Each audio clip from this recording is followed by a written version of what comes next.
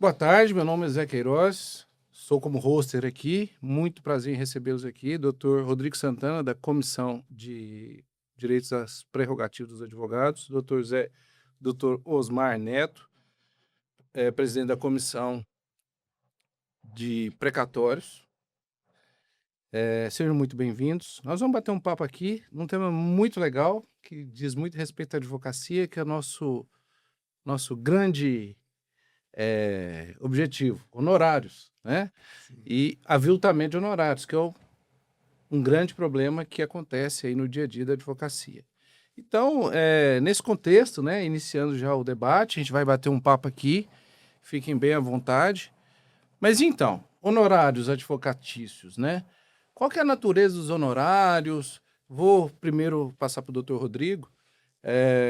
Qual que é a natureza dos honorários? Qual que é a relevância dentro da advocacia? É claro que a relevância é importante, que é o nosso ganha-pão, é a remuneração, né? Como é tratado essa natureza dos honorários na advocacia e perante aí os tribunais, as relações? Qual que é a natureza dos honorários, ao seu ver, aí dentro do conceito? Boa tarde a todos. Primeiramente, quero agradecer aqui o convite que o Dr. Zé Queiroz fez para estar participando dessa mesa e estendo esse agradecimento aos demais colegas aqui da mesa.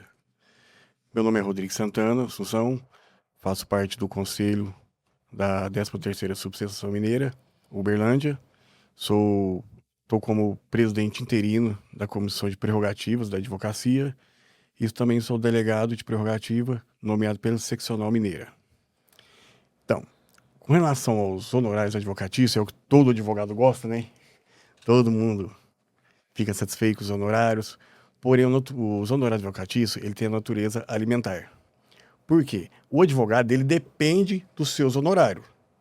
Sem os honorários, fica difícil o advogado seguir em frente. Nós não temos salário, né? Nós não temos salário. Vem da relação contratual com o cliente ou da sucumbência. Isso, ou da sucumbência, né? Aí, muitas das vezes, tem advogado que trabalha 1 ano, 5, 10 anos num processo. Às vezes aí, mais que 10, viu? Às vezes não. Tô falando, tem processo que é pouco ainda, 10 anos. E fica dependendo da sucumbência. Para depois ele pegar aquele honorário que foi da sucumbência. Porém, não é só o advogado que depende daquele honorário. O advogado tem a despesa do escritório, a despesa da família que ele tem que manter, se o advogado tiver uma sociedade, ele tem que manter essa sociedade, tudo através do honorário. Certo. Doutor Osmar, e pensando que é de natureza alimentar, né? Qual a melhor forma, pensando também em requisições de pagamento, em precatórios e RPVs, para a gente... Qual a melhor estratégia, né? Seja muito bem-vindo também. Qual a melhor estratégia para blindar ou garantir o recebimento dos honorários, seja de sucumbência ou contratuais? Perfeito. Primeiro, eu queria agradecer a oportunidade de estar aqui com vocês. Para mim é uma grande honra. E também saudar os nossos telespectadores, inclusive os nossos colegas advogados que devem estar nos assistindo. Esse é um tema bastante relevante, acho que muito importante, até porque há um certo desconhecimento, em específico para causas que são litigadas contra o poder público, que é a possibilidade de fazer o destacamento. Nós sabemos que nem todos os advogados, apesar de ser comum isso nas nossas rodas de advogados, não são todos os advogados que fazem o destacamento de seus honorários, que é uma grande vitória da advocacia, a possibilidade deste destacamento, né? Então, acho que uma das principais ferramentas que hoje nós temos é o destacamento de honorários. Isso não, obviamente, não por uma desconfiança generalizada no cliente, mas, em específico, uma garantia da titularidade desses valores, né? O que dá para o advogado uma segurança de que irá receber de uma maneira célere aquilo que lhe pertence, né? O fruto do seu trabalho. Então, acho que é uma ferramenta muito importante e acredito que durante esse podcast nós vamos ter a oportunidade de destrinchar um pouco mais para os advogados o quão importante é esse destacamento de honorários. Então, acho que a primeira ferramenta que nós poderíamos falar é sobre a juntada dos honorários, do contrato de honorários no processo judicial com pedido de destacamento no ofício requisitório, tanto de precatórios quanto de RPVs. E mais, né? A gente tem que pensar em planejamento tributário. Exatamente. Permite esse adendo aí. né? Se eu junto o contrato na pessoa física, vai passar na pessoa física, no meu CPF, vai ter retenção, normalmente de 1,5% ali. O e-mail não, 3%, 3%, aliás. E se eu tenho uma empresa, o meu escritório está regularmente constituído como empresa, né, ele não vai ter essa retenção naturalmente, conforme, né, regime de tributação. Se for escrito no Simples, não tem retenção alguma. Se for outro tipo de regime, vai ter tributação na hora que ser declarado aquele valor na respectiva contabilidade. Isso é muito bacana. Isso é planejamento, isso é economia para o escritório, para o advogado. Então, eu faço esse destaque para os colegas advogados, porque, na medida do possível, hoje nós temos a sociedade unipessoal, o advogado único pode ter essa sociedade, né, individualizada, não precisa ter sócio, e ele tem um CNPJ e ele vai ter um regime tributário mais econômico, com planejamento financeiro e tributário bem equilibrado, para que ele pague menos, porque pagar menos imposto não é ilegal, é legal, né? Você tem que se planejar e fazer o melhor, né, com a sua administração, sua gestão de escritório, da sua vida profissional também, para poder pagar menos. Isso é natural, não tem que pagar, ganhei uma bolada ali, e 27,5%, com os descontos ali vai dar uns 19%, 20%, e vou pagar, recebi 1 milhão, vou pagar, né? Pô, 200 pau. Não é bem assim. Tem como você ficar ali entre 8, 7, né? E se for um regime adequado aí, no simplificado, por exemplo, é possível isso. É só um exemplo, né? E isso é bacana. Até um ponto para acrescentar, acho bem interessante, se nós pensarmos nesse aspecto, a gente até evita uma possibilidade de bitributação, porque uma vez que você não realiza o destaque, vai aplicar os 2 regimes de imposto de renda retido na fonte, são RRA, rendimentos recebidos acumuladamente, se vem no ofício requisitório descrito o número de meses, ou os 3% para os precatórios pagos por entes federais, tá? Então, isso é uma distinção bem importante. Nós não temos uma mesma regra legal para precatórios estaduais e municipais, somente para os federais. Isso é um ponto interessante. Então, eventualmente, no caso do cliente receber o valor por completo e vir o RRA cobrando o rendimento acumulado, ele teria uma tributação inicial ali sobre o valor que pertence ao advogado, e quando o advogado receber esse valor em sua conta, haveria eventualmente uma nova tributação. Sobre o bruto do cliente, depois sobre a parte do advogado. Perfeito. Então, assim, é algo que sim nós precisamos pensar. Eu acho que uma das principais dificuldades que o advogado tem, pelo menos na minha opinião pessoal, é que normalmente os juízes não permitem fazer o destacamento de honorários que não sejam aquele percentual. Essa é uma evolução importante. Uma evolução importante, né? Então, isso seria um problema. E o advogado ele tem a possibilidade de pedir o destaque e depois acertar, eventualmente, os benefícios que ele tenha sido contratado junto ao cliente em separado. Isso não impede que o advogado junte o seu contrato. Então, é importante que sim o faça, né? Eu acho que a legislação não cria óbice para essa outra forma de honorários, além do percentual, né, doutor Rodrigo? O que o senhor acha? Ela não cria óbice com relação a isso, entendeu? E voltando um pouquinho lá atrás, o que o doutor falou aqui, ficou bem...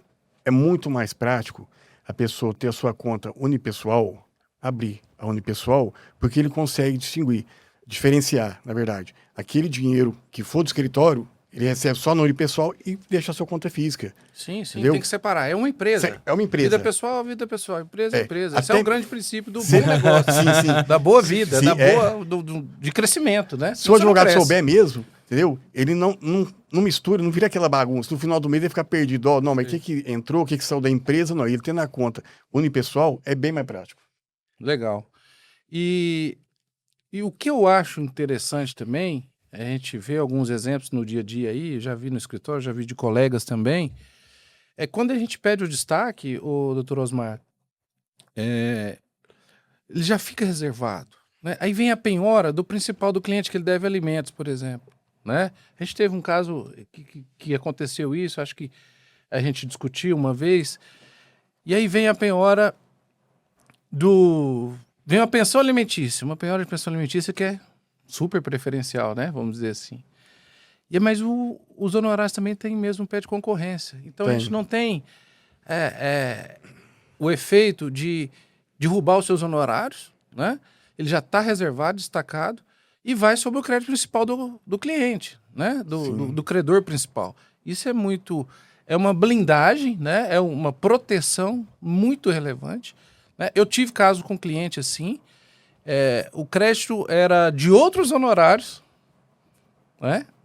Honorário de sucumbência, que ele era credor de uma ação X na Justiça Estadual, ele pediu a penhora na requisição federal, era um precatório, só que a gente já havia pedido o destaque dos honorários contratuais, o meu era contratuais, olha só, então, contratuais e sucumbência estão no mesmo pé de natureza, os dois elementares, mesmo nível de preferência, só que como a gente havia pedido antes, olha só, né?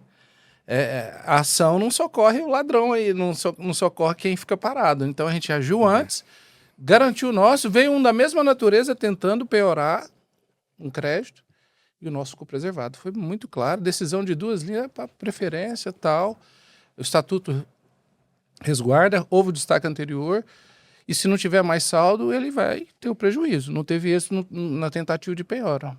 Ponto final. Porque tem gente também, que mistura honorários, natureza alimentar, com a pensão, os alimentos. É diferente. Os honorários alimentares é uma questão e com relação à pensão de alimentos é totalmente distinto. Mas mesmo assim ainda tem gente que confunde.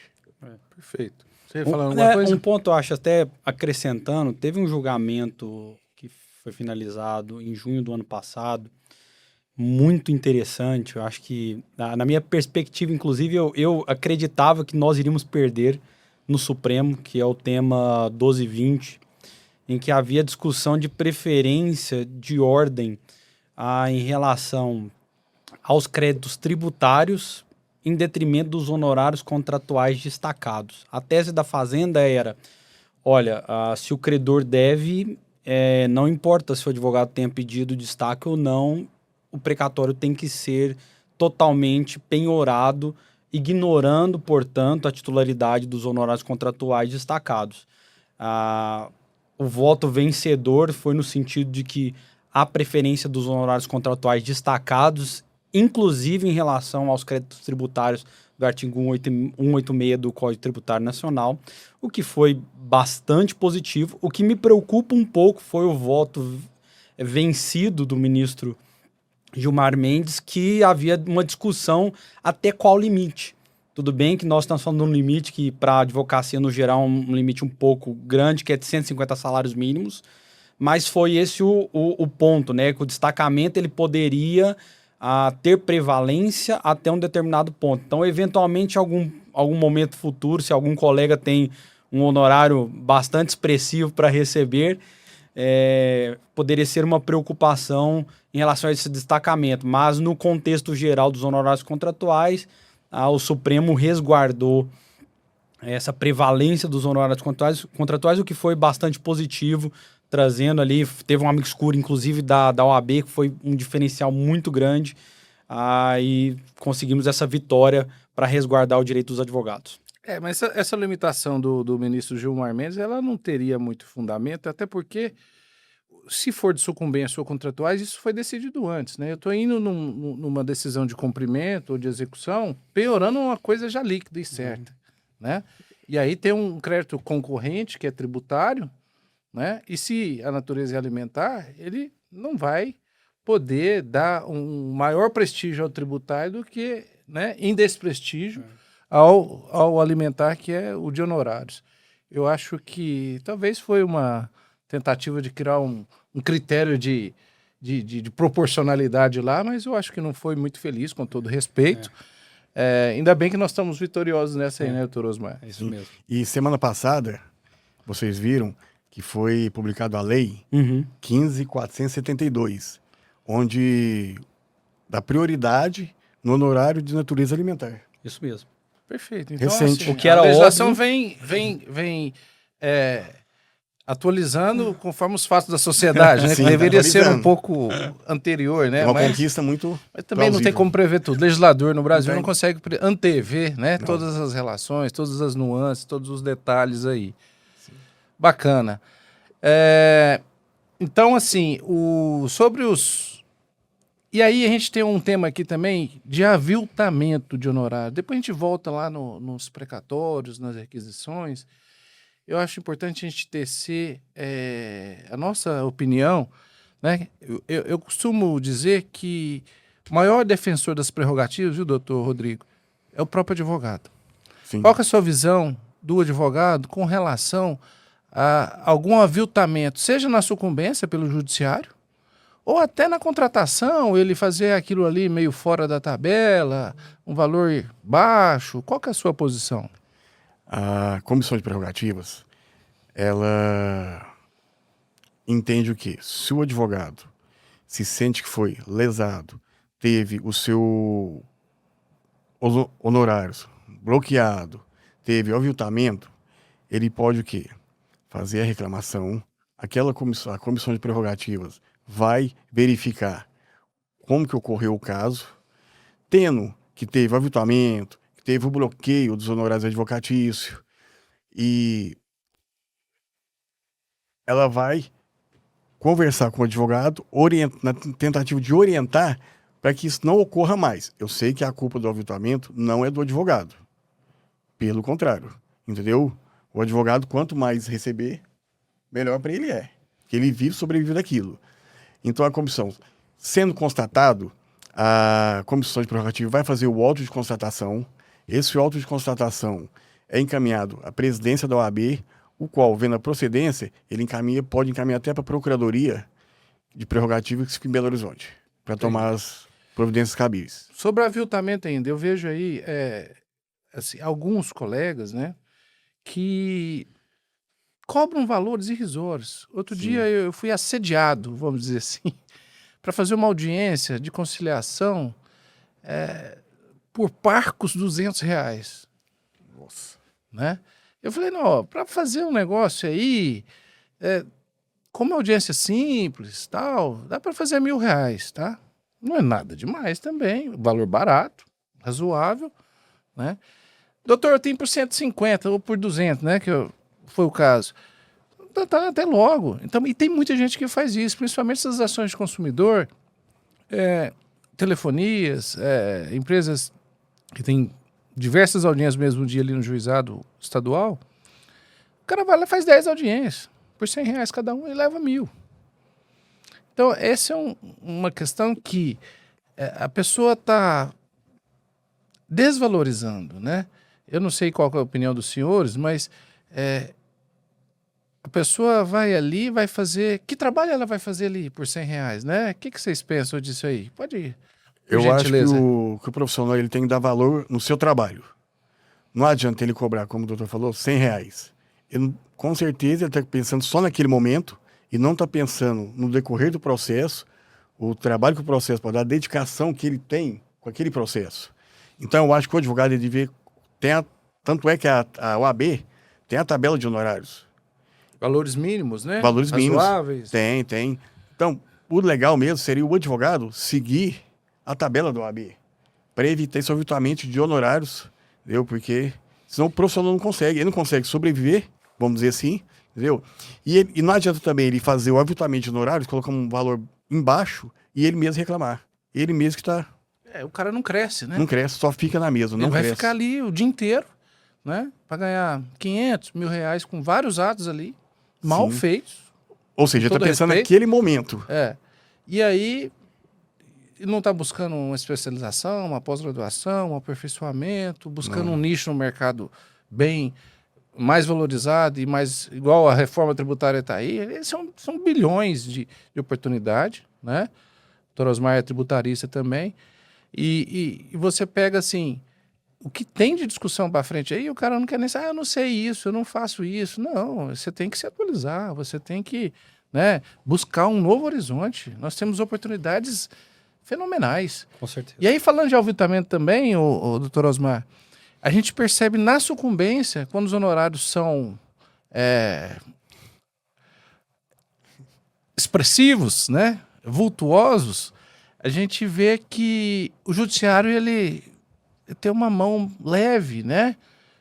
Uns dizem que seria ciúme, né? Inveja, mas tirando esses comentários, esses pensamentos assim, qual que é a sua visão, né?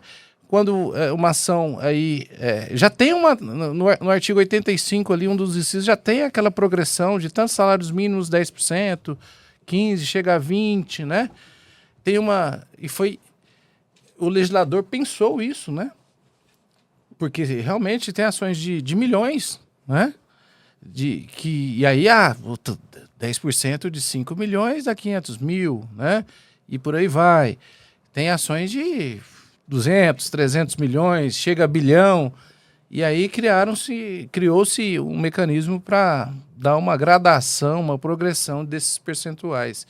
E aí tem ações de milhões aí que fixa-se por equidade.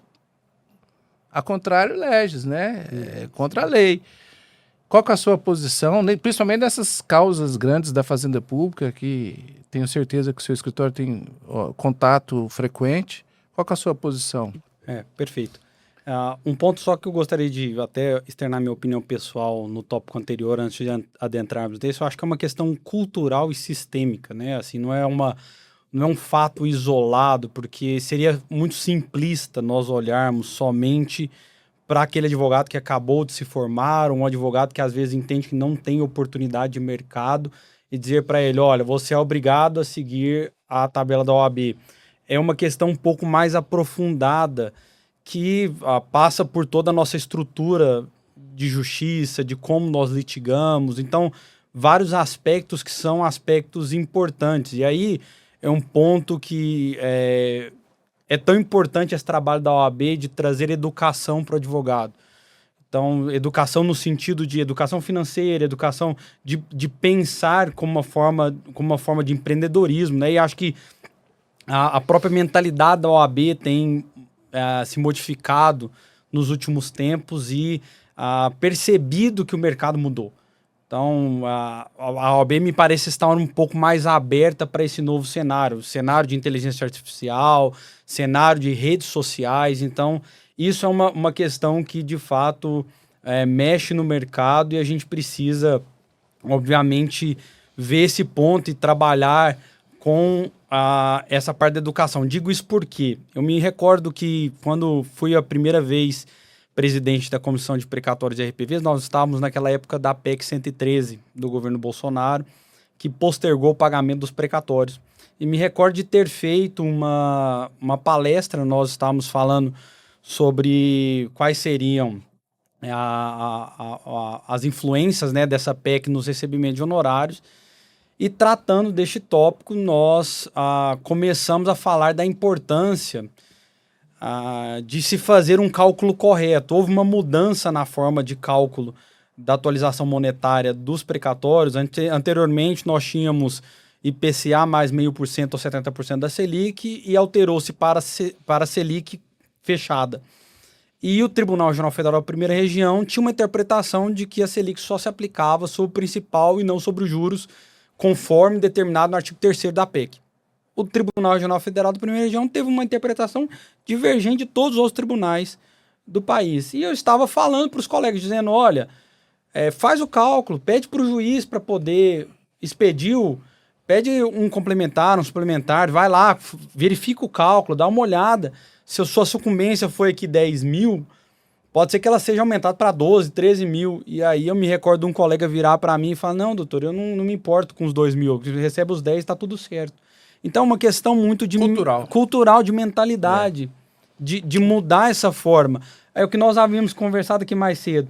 Por qual motivo nós não vemos os advogados se insurgindo contra juízes que não respeitam a lei? Não respeitam. E não pode ter medo. É uma insurgência que deve ser feita com todo respeito. Sim, com todo né? respeito. E aí é técnico. Né? É da nossa prerrogativa debater também os honorários. Né? E eu gostei muito desse cunho cultural levantado pelo Dr. Osmar, e assim, a gente vê que isso vem de longa data. Né? Vem de uma advocacia que ela precisa se fortalecer cada vez mais. E eu acho que a gente está fomentando isso aqui. A gente fala para o colega advogado, o nosso ouvinte, E por que eu vou cobrar barato? E por que eu vou aceitar aqueles honorários de sucumbência fixado indevidamente se eu tenho todas as armas, né, os recursos cabíveis para poder debater isso de forma legal, né, austera, respeitosa? Por que não? Eu debato nos meus casos, não fixo certo. A base de cálculo, a gente teve um grande ganho, né, que é o tema 1050 do STJ, sobre as ações previdenciárias, por exemplo, porque ele recebe tutela de urgência e aí aquilo não entra no bolo na condenação do cidadão, mas como ele recebeu antecipadamente, a base de cálculo deve ser prevalecida, porque se eu diminuo a base de cálculo do principal, não tem que diminuir a base de cálculo dos honorários. A forma de recebimento foi antecipada, mas faz parte de toda a condenação. Isso o STJ também... Eu acho que o STJ ainda está do nosso lado, viu? Ainda está. Ainda está. Mas é por aí, né? São são vários exemplos que a gente vê. E aí, questão cultural ainda, para a gente depois falar das grandes condenações da Fazenda, quando fixadas, que seria a minha pergunta, é bom que a gente volta, né? Isso é legal. Eu tenho uma ação, por exemplo, a ação civil, que saiu o resultado... a cultura, né? A questão cultural do advogado. Ficar impugnando, recorrendo sem razão. Né? Era uma ação de exame de DNA e que repercutiu no patrimônio do inventário do falecido, do decurso, e teve que fazer toda a redivisão de bens. E a pessoa recorreu para o STJ, levou pau. Recorreu, perdeu. Recorreu isso, aquilo. Os honorários foram para 15%. Sim. Então, veja bem, e aí a gente pensando, fazendo um link, né, com a proteção, com as prerrogativas, o que eu fiz? As partes não resolveram sobre o quinhão, sobre a resolução do novo inventário, nova divisão, porque apareceu mais um filho, né, no reconhecimento da paternidade. Meus honorários eu executei. E já pedi penhora dos rendimentos dos imóveis. Sim. Então ela poderia ter gasto metade de honorários, sabe? Então a cultura da contenciosidade. Por um lado tem um excesso de contenciosidade e por outro lado, o doutor Osmar falou, a pessoa não vai atrás daqueles 20% a mais, dos 10 a 12. 20% é muita coisa. Não olha o número 2, não, olha 20%. Né? E aí o outro fica litigando de uma coisa que já... Como diz aí no popular, é batom na cueca, ó, reconheceu o DNA, é filho, vamos redividir isso aí. É dele. Ah, não é justo. Entendeu? Tem o que fazer, vamos fazer. Tem que pagar, paga. Tem que redividir, faça nova partilha. E pronto. Na minha visão, este patrocinador, esse advogado do lado de lá, deixou correr demais a coisa. Né? Honorários poderia ser metade de sucumbência. Né? Ou saiu o exame, vamos correr e vamos fazer logo. Resolver rápido. Nem teria sucumbência. Né? Eu poderia negociar também. Opa, então paga uma sucumbência mínima aí, menor, tal, porque nós estamos resolvendo rápido. Ficou 3 anos discutindo isso no STJ e no TJ. Meu amigo, você vai recorrer de uma prova que é incontestável, dos 99,99, que é o exame DNA, isso. Vai para o TJ, vai confirmar. Vai para o STJ, vai confirmar. Não tem como não, é. Então tem o excesso de litigiosidade culturalmente impregnado na nossa advocacia, porque nós temos outros meios de solução, como arbitragem, mediação, conciliação, né? E, por outro lado, nós temos outra conduta que não quer brigar por nada. Por nada não, por aquilo que é seu. Pelo aquilo que é da profissão. Então, essa reflexão é muito profunda. A OAB tem feito, né, campanha nesse sentido. A própria tem comissões de aviltamento, tem comissões de prerrogativa, Estado afora, Brasil afora, né? Mas ainda o brasileiro ele quer ficar ou acomodado ou litigando demais. Sim. Né? E o doutor Osmar ressaltou uma parte que eu achei interessante. Tem muita com relação à taxa Selic. Uhum. Tem muita parte contrária, que ela tipo, faz uma proposta de acordo antes da sentença e fala assim, não, beleza, eu quero fazer um acordo, só que eu não vou pagar a taxa Selic. Só que vai recorrer para o tribunal onde está mandando pagar a taxa Selic. Então, só que tem advogado que fala o quê? Fala, não, eu quero receber X a menos, mas não vou esperar 3, 4 meses, um exemplo. Justiça Federal no juizado é rápido um recurso desse. Mas não vou esperar julgar a taxa Selic. Então, espera, vai julgar, vai conceder a taxa Selic. Muita gente não propõe que tirar a taxa Selic, fazer acordo, querendo forçar um acordo mais rápido, para tirar a taxa Selic. É direito disponível. Se a pessoa negociar e realmente aquecer com isso, tudo bem, não Sim. vejo problema. Mas aí a gente tem que ir na base realmente quanto de prejuízo ela está levando. Ela tem que ter uma estrutura de fazer essa conta. Né? Se você fizer a conta, no final, o prejuízo não é baixo. Não é, pode ser alto, vai depender dessa base aí. Sim. Bacana. Aí voltando àquele tema lá que eu tinha perguntado, doutor Osmar, sobre a questão de honorários mal arbitrados, vamos dizer assim, ou arbitrados contra a lei, em ações robustas aí contra a fazenda pública. A gente vê no dia a dia isso acontecendo, né? E qual que é a sua posição perante esse cenário? O que a advocacia deve fazer perante esse cenário? Perfeito. Estão me dizendo que eu tô com cara de novo, tá? Eu tô batendo os 40 já, estão dizendo que eu tô... é a brincadeira, mas eu também... Não vai falar nada aí. Então vamos ter que revelar todo mundo agora. Mas assim, eu comecei na advocacia, nós estávamos ainda no Código de Processo Civil de 1973, e me recordo que sempre foi uma discussão muito pesada em relação aos honorários por equidade, principalmente nesses processos que a gente tem de grande monta de honorários, né? O que já não se justificava, porque não deveria se alterar o critério percentual por uma causa ser maior ou menor, na minha humilde opinião. Mas sempre se discutiu isso de uma forma bem acentuada nos tribunais. Veio o novo Código de Processo Civil para resolver isso. Para mim, uma lei deveria ser promulgada e respeitada. Não era uma questão de caber interpretação. A gente já viu uma discussão e o legislador, igual o senhor estava dizendo agora mais cedo, veio tornar hialino que já era transparente. Honorários têm caráter alimentar. Eu preciso de uma nova lei para poder reforçar uma jurisprudência que já está pacífica. Não há, na minha visão, não deveria haver uma necessidade. Mas nós sabemos que há. E aí nós temos, inclusive, depois de promulgado o Código de Processo Civil, e muito claro, inclusive no artigo 85, parágrafo 8º, nós temos uma necessidade, uma repercussão, um recurso repetitivo do STJ, 1076, para dizer, olha, nas causas de grande monta, tem que respeitar o que o código está dizendo. Me parece assim, é até um tom jocoso, parece brincadeira de um STJ, uma corte dessa grandeza ter que virar para o juiz e dizer, gente, tem uma lei, vamos respeitar o que a lei está dizendo.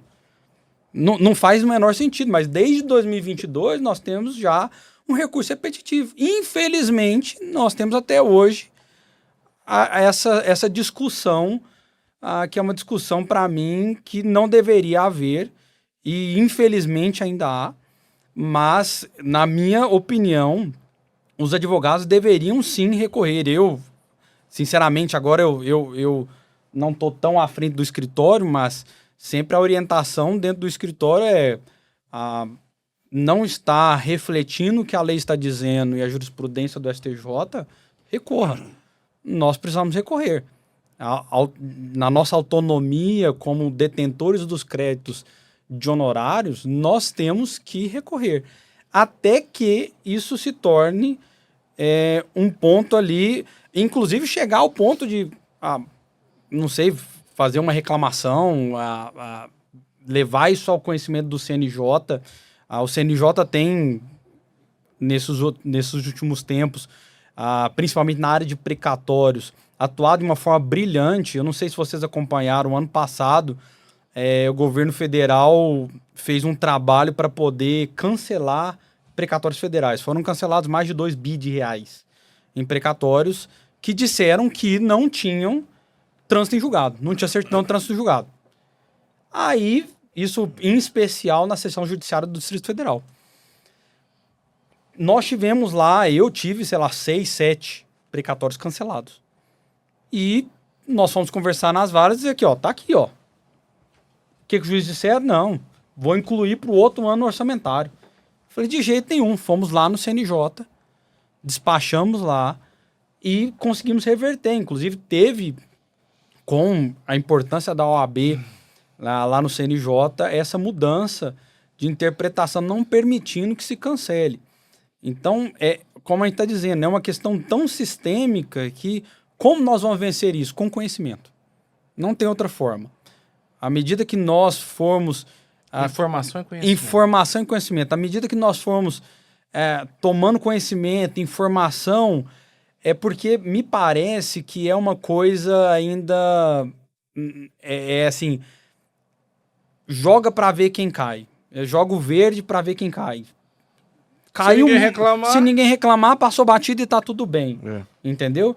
Então, nós precisamos sim nos movimentar. E esse é um trabalho que nós deveríamos fazer com os advogados. Perfeito. De conscientização e tudo. Então, acho que é um ponto assim... Já havia uma discussão grande no Código 73. Para mim, o novo Código de Processo Civil acabou com essa discussão. Não existe mais. Teve necessidade em 2022 de ter um julgamento no STJ, recurso repetitivo. A mesma coisa, tem que respeitar. Então, se não está respeitando... Isso porque o país é o Brasil de civil law. Se fosse como law, tinha mais margens para interpretar, exatamente. Né? Então a gente tem que seguir a lei. Mas segue a lei de que jeito? Do jeito que o cidadão interpreta. Tá, mas tem que ter limite. Né? Tem que ser um limite legal, constitucional, razoável. Né? Existe todo um sistema. Com certeza.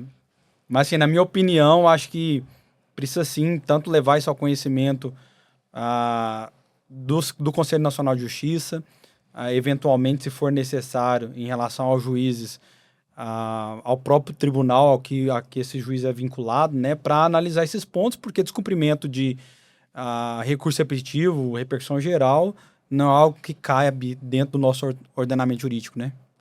Eu tenho uma situação aqui que eu acho que a gente tem que reclamar mesmo. Eu acho que a postura de reclamar ela é legal, ela não é, o advogado é chato. Outro dia teve um desembargador do TRT falando, os advogados de Belém são chatos, recorre de tudo.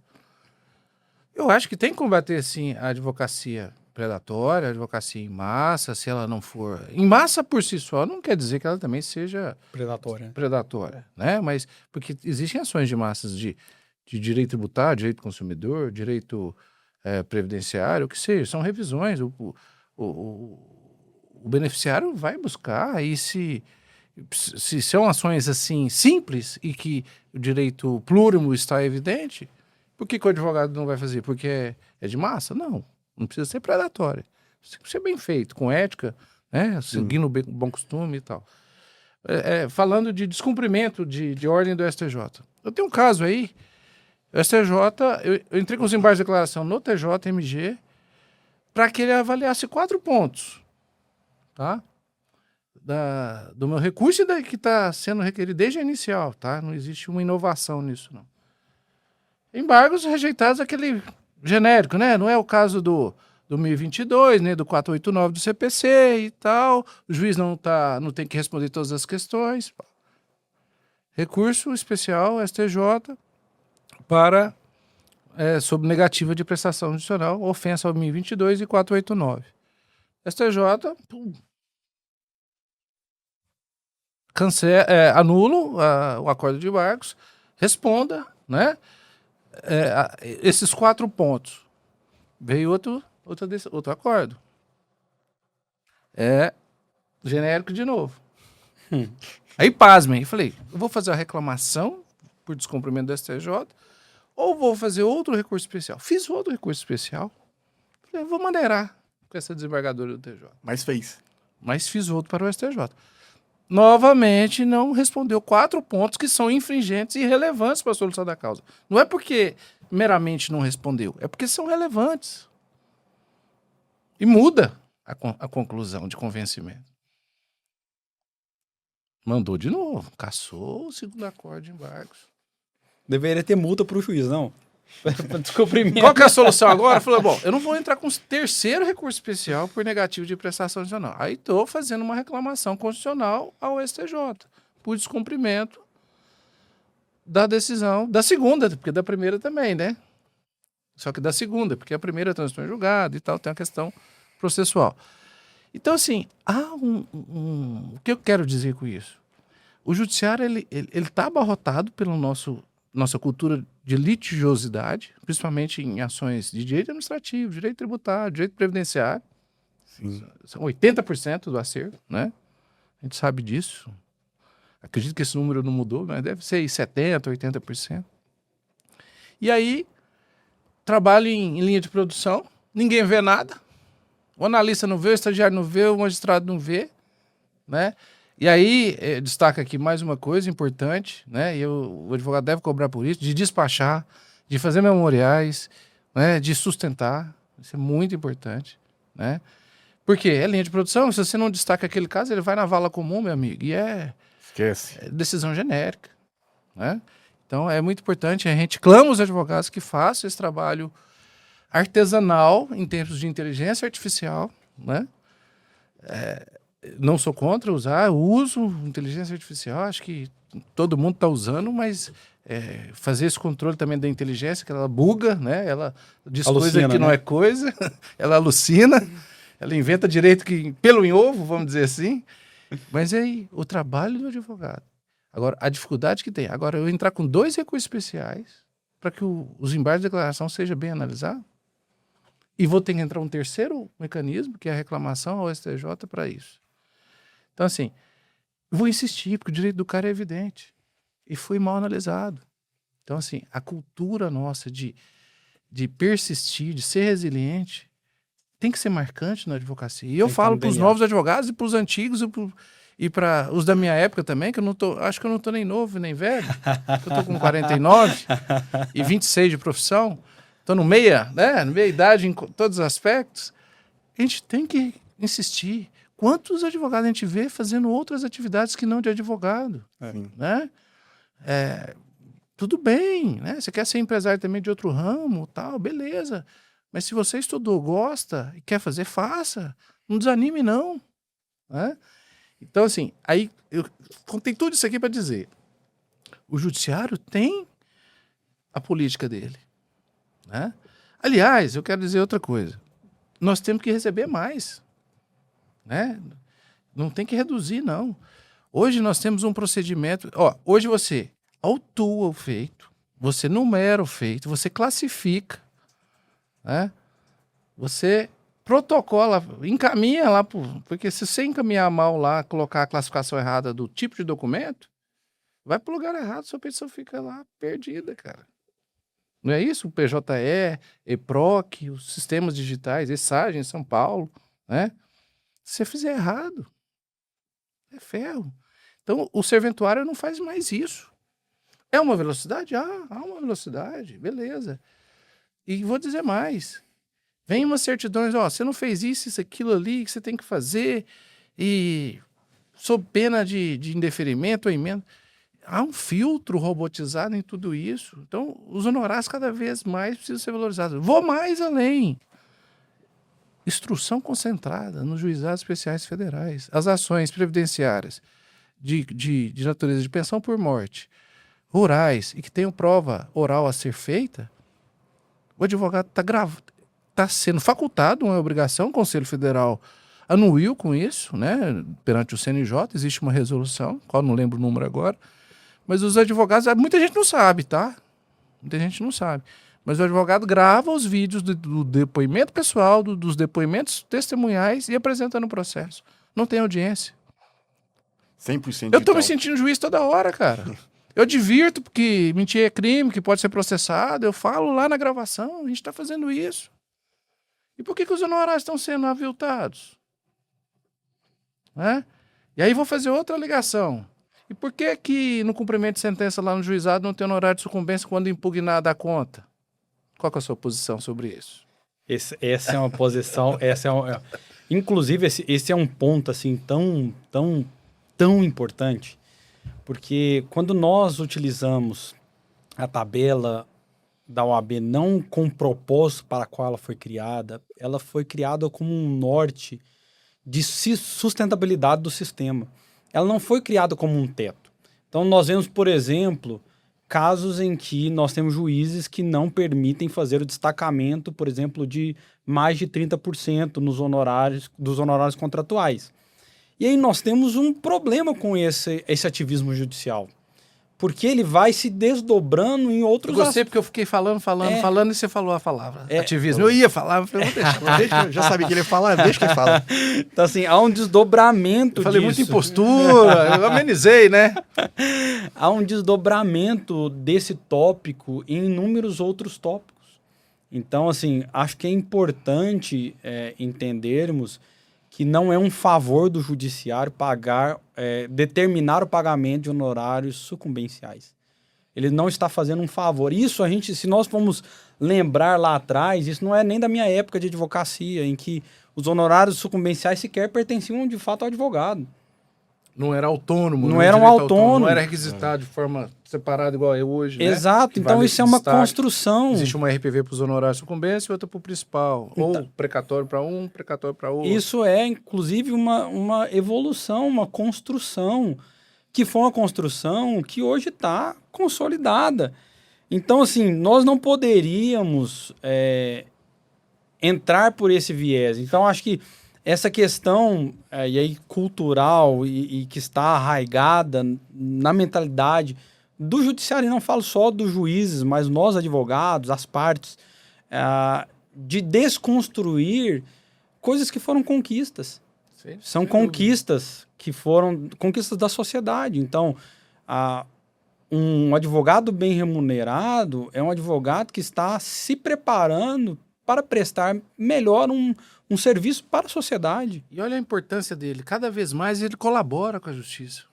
Né? E quem ganha não é só o advogado, a sociedade que ganha também. Com certeza. Porque o direito vai sendo preservado. Sim. Aí a sua posição me fez lembrar de outro caso aqui. Eu gosto de contar causos, né?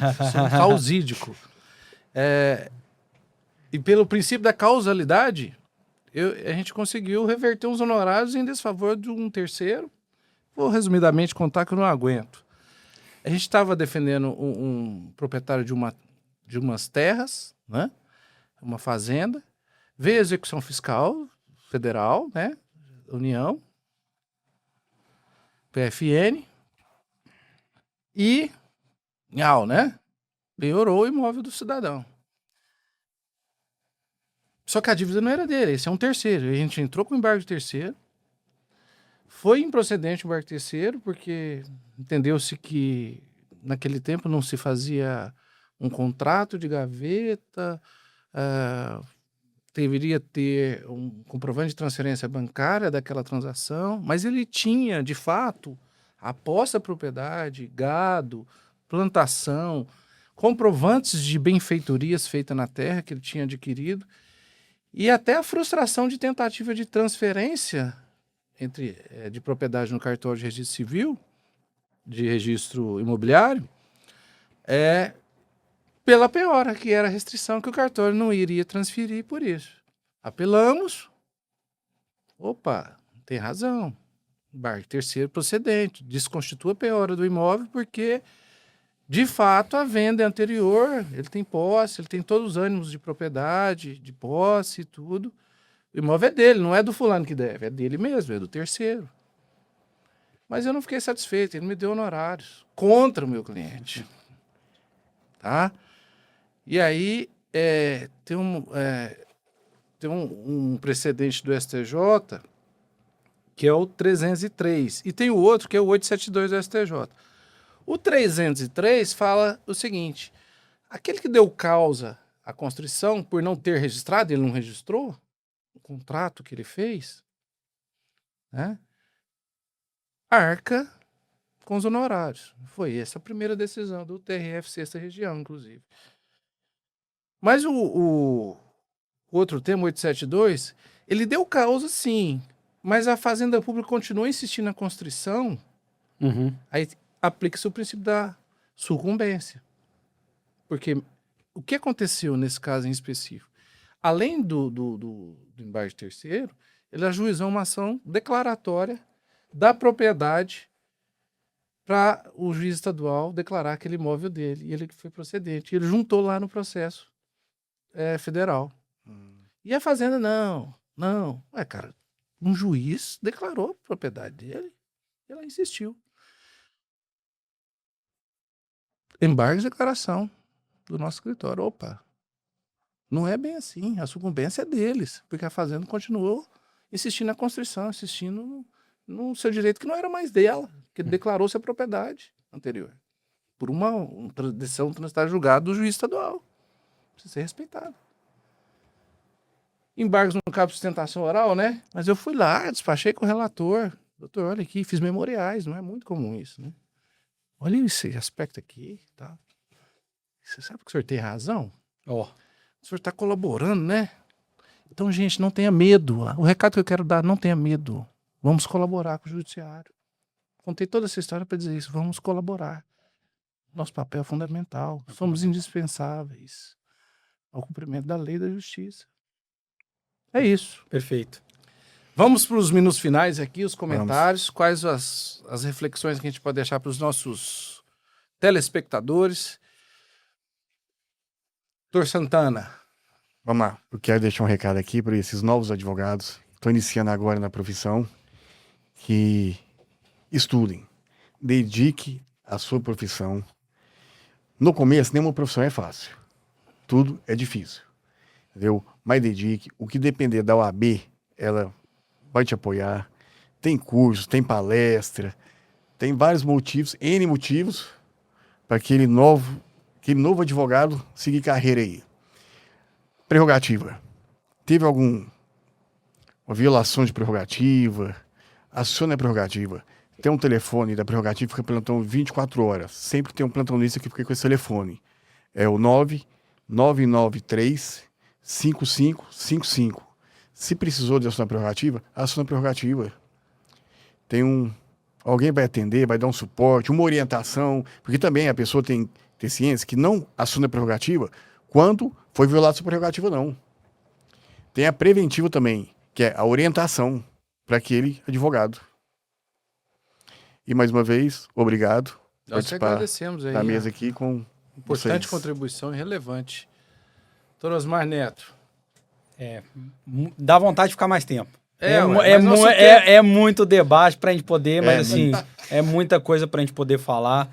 Mas assim, eu sempre gosto de incentivar os colegas a buscarem aquilo que é o seu direito, né? Então, eu que estou nessa função nobre de acompanhar os precatórios, os RPVs e toda essa mudança que nós estamos acompanhando, que é novidade no nosso Estado democrático, essa constitucionalização do precatório no sentido desse procedimento administrativo de remuneração, pagamento. Então, me parece que isso vem sendo acrescido na Constituição também para dar uma certa segurança, mas o jargão dos nossos pais e avós continua sendo verdadeiro. Dinheiro não leva desaforo.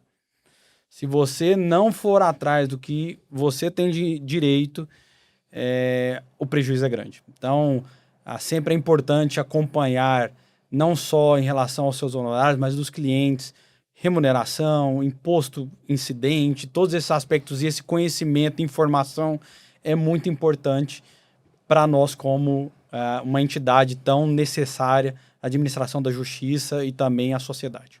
Muito obrigado. Eu que agradeço, grande honra tê-los aqui. Eu vou deixar uma mensagem aqui para os nossos telespectadores, nosso público, para toda a advocacia, né? E citando um pouquinho de Rui Barbosa, pior que a frustração, né? Pior que a negativa de uns honorários, vou fazer um trocadilho aqui, não vou citar a Rui Barbosa ipsis literis, pior que a negativa de uns honorários, ou de uma majoração, ou de um ajuste correto de uns honorários, é a frustração de nunca ter tentado. Forte abraço, obrigado a todos, sempre uma honra recebê-los, e honorários sempre não desistam. Sejam resilientes, sejam persistentes, que o que é de direito é de direito. É claro que o advogado não deve ir atrás de uma questão irrisória, movimentar toda uma máquina em busca daquilo que é irrelevante. Mas se for relevante, é seu. Busque. Não sinta frustrado por não ter buscado isso aí. Forte abraço.